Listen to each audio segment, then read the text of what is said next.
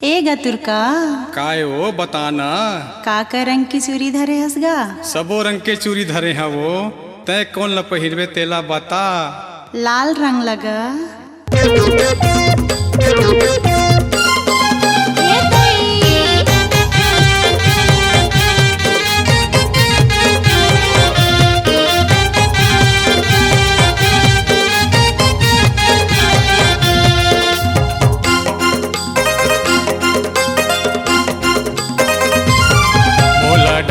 देना वो गोरी तोर हाथ में लाली चूड़ी मोला डारन देना।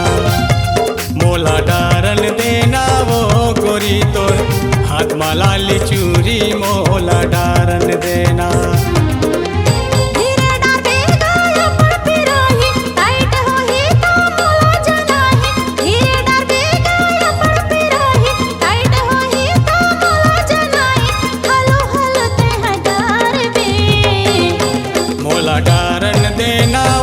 गोरी तोर हाथ में लाली चूड़ी मोला डारन देना।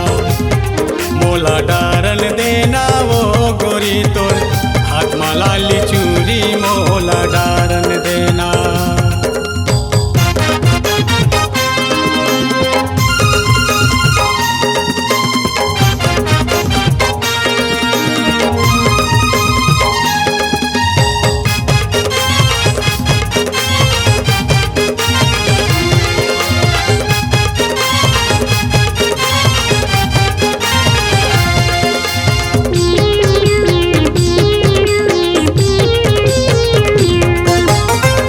किसम के धरे हो कोला डारा तय बताना।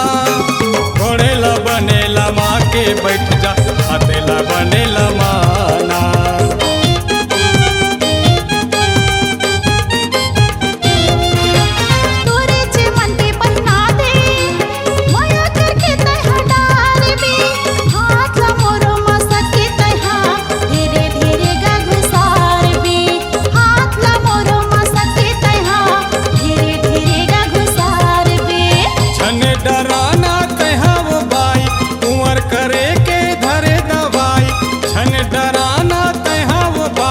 पिछले के मैं धरे दवाई अत का झनहर बड़ाना। मोला डारन देना ओ गोरी तोर हाथ में लाली चूड़ी मोला डारन देना। धीरे डारबे ए गतुरका हाथ में मोर चूड़ी तय डार दे।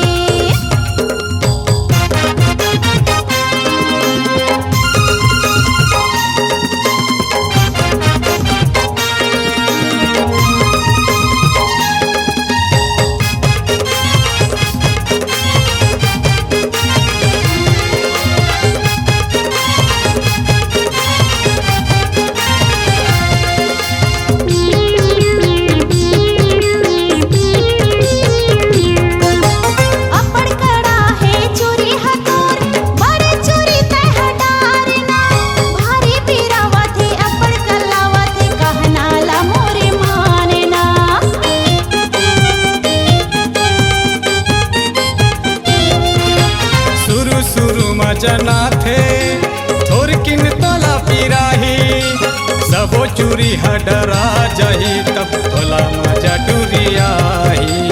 सबो चूरी हडरा जाही तब तोला मजा डुरियाही।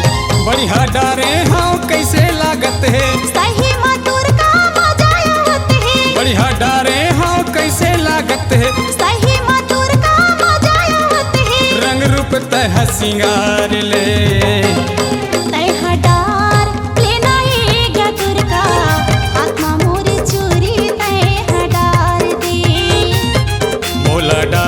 देना वो गोरी तोर हाथ में लाली चूड़ी मोला डारन देना।